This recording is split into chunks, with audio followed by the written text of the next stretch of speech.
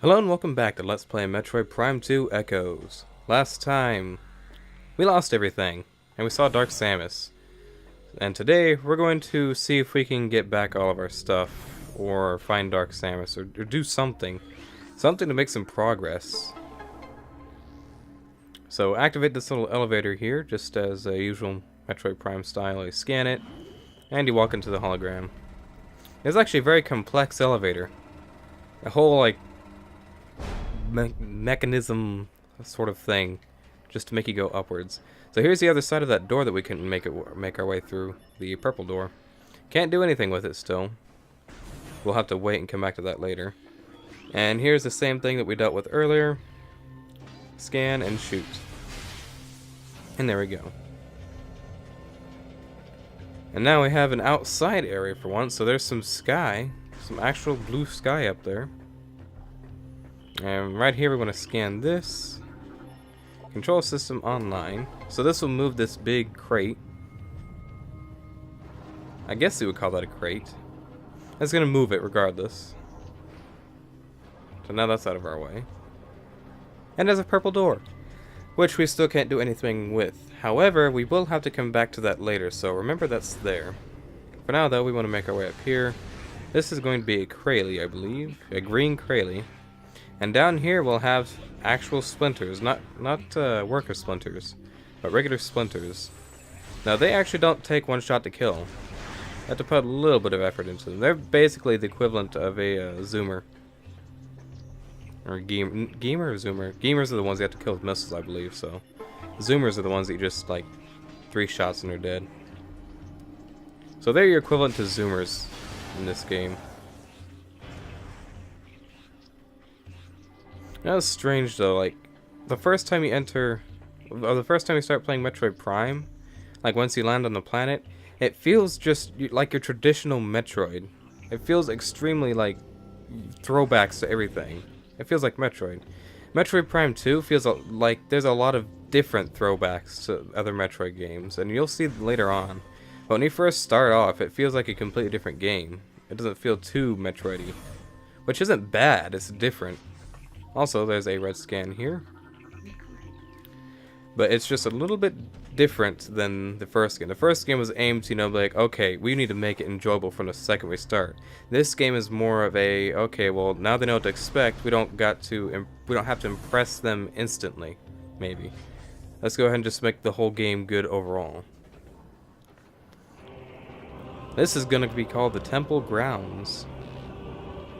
And here we'll finally get to hear some music. Some good music. The Temple Grounds has a good theme to it.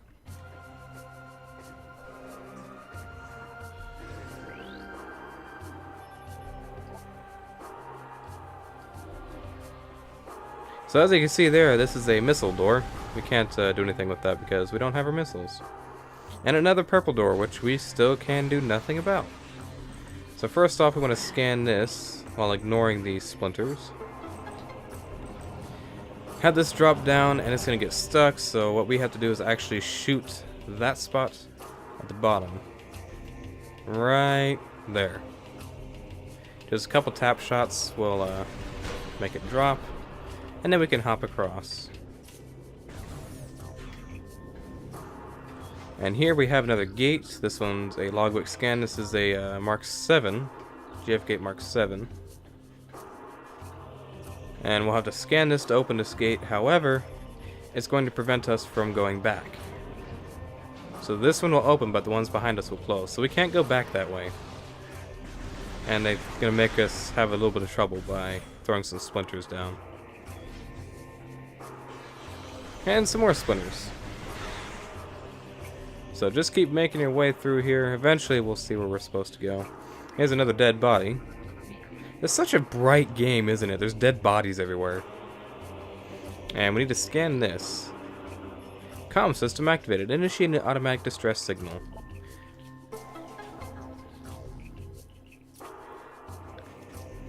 And so that activates a big antenna, or satellite dish.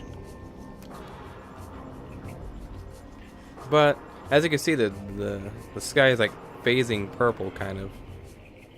Transmission failed due to atmospheric interference. So because everything's all kind of screwed up, like when Samus landed here, you can't send out an SOS. And here's yeah, okay, they're not scannable, so you can ignore them. They're just some more Dark Troopers. Also, these you don't have to scan, but they're just for decoration apparently. The plant container suggested is placed here for decoration. So yeah, it's just is there for decoration. Doesn't make too much sense. Now right here we have some splinters and a turret that isn't actually killing them yet, but it's a Growler class turret.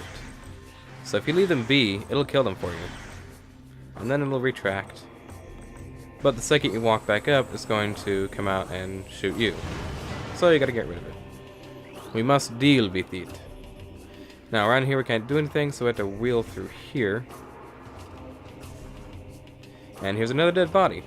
Now this guy is sitting here actually complaining. He essentially complains that he is one of the best marksmen of the group, and he shouldn't be locked back here just opening a gate. So, I think that was what a guy earlier on was originally poking at. Or actually in the last episode, the scan that I read. He was poking at someone else. Anyways, though, we have a cutscene up here, which I will show in just a minute. First, it's hard to pull off in the Trilogy version, but it is possible. But essentially, you see this yellow crate right there? That has our missile launcher. So, what you can do in the GameCube version, and it's possible to do it here, is you basically hop up here, you ghetto jump here, and make your way up. And once you go around and get the missile launcher, the cutscene won't activate until you walk right over here. So you'll walk back around here, you do the cutscene, and then the missile launcher will still be there again. So you glitch the game and wind up getting an extra 5 missiles, an extra missile tank essentially. So it's a neat glitch that everyone probably knows about, but still, it is possible to do in the Trilogy version. I've done it before. You just gotta get the angle just right. It's easier in the GameCube version because you can go back and forth, like you can ghetto jump on the wall or rodeo jump. You go back and forth. In this version, you can't control your mid-air momentum very well, so.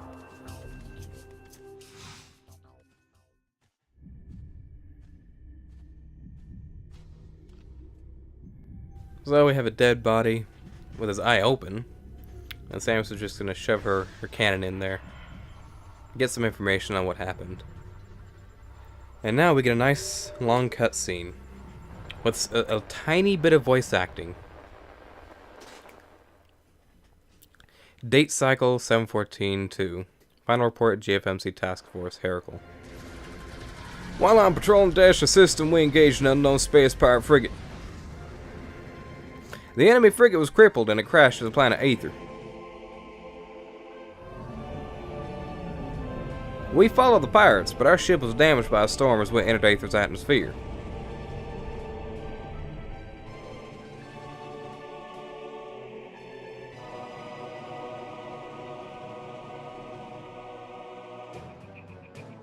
Heavy magnetic activity during the storm disabled our comm systems. Upon landing, we split into 2 units, one to set up an off space, the other to repair stuff. Each unit was doing fine, no problems. Until they appeared.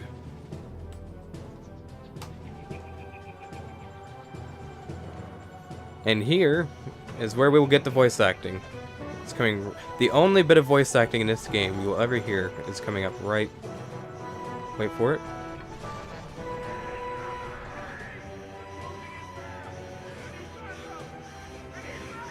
Right there, that was the only voice acting in this game. So that was the first time there was voice acting in a Metroid game, if I recall correctly. Metroid Prime 3 actually has quite a bit of voice acting.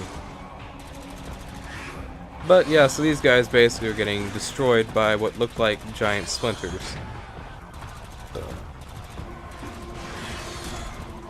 they're just getting destroyed. But to be fair, that is a big swarm. I don't think Samus would have been able to handle all those alone. So he gets to upload what happened there basically, and he collapses. And that's the end of the cutscene. She sees him and is like, "Rest, poor man. Close your eye."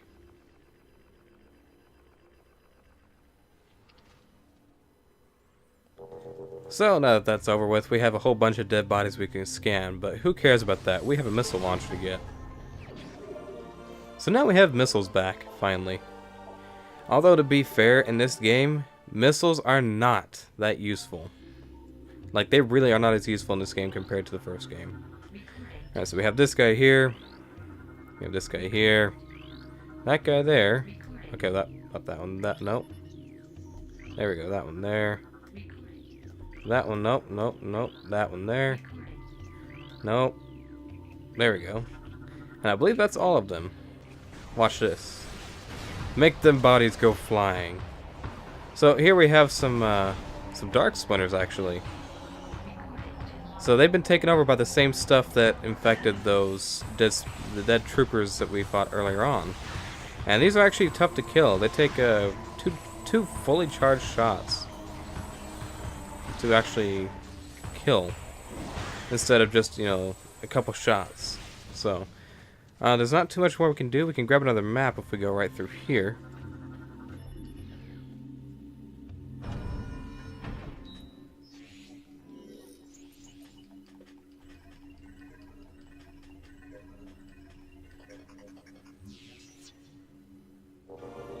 Alright, so we now have a full map for the area. Although there's still more to it than this, there's more hidden stuff. This gives you a good idea of how large this area is. There's a whole other area outside here that we'll have to scan, or that we will eventually find as well. So we need to go over to the right here and hop our way across, because there's a missile door we have to go back to. But first we have to scan this. Actually, there's another dead body. There's a lot of dead bodies. So if you didn't already know, or if you just could not tell, out of the 3 Metroid Prime games, Metroid Prime 2 is the darkest one. It's like your Majora's Mask of the Metroid series. It's very dark themed. It's not bright and happy and, you know, colorful. It's more so dark.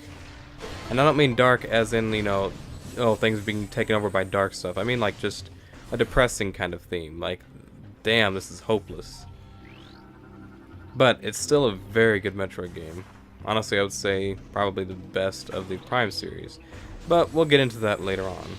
Right here we actually have war wasps, because apparently war wasps are all over the place.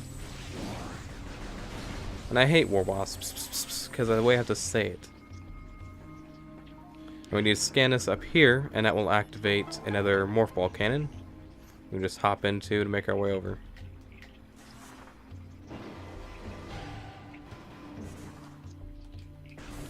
And right through there is where we will have to go. But how the hell do we get over there? Find out in the next... No, I'm kidding.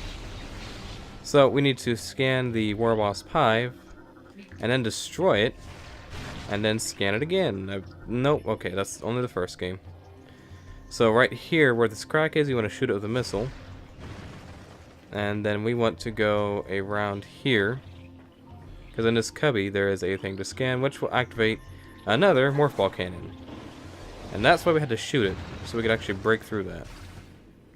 And now we have a rail that we can just ride along to the other side where that door is. We can just ignore everything, but first, there is some sort of weird looking creature here. Looks like a Chozo almost. Except it's not, but it looks like a Chozo. No idea what that is. Maybe it's the natives for this planet. But who cares? Here's our traditional Metroid Prime elevator loading scene. I like how they disguise loading screens as elevators in this game, or in the Prime series in general. It was very smart. That and your loading screens were also waiting for doors to open. But enough of that. We need to first scan this, or scan these things. Come on. Okay, I didn't get the scan. Oh well, we'll get them later. We can keep going through there, but we need to go in here because there's a save station, and we need to end this off. So thank you so much for watching. Hope you've enjoyed, and I'll see you in the next one. Be sure to leave a comment telling me how much you hated this video, and subscribe to become a Toady Brother. Till then, take it easy, and peace out.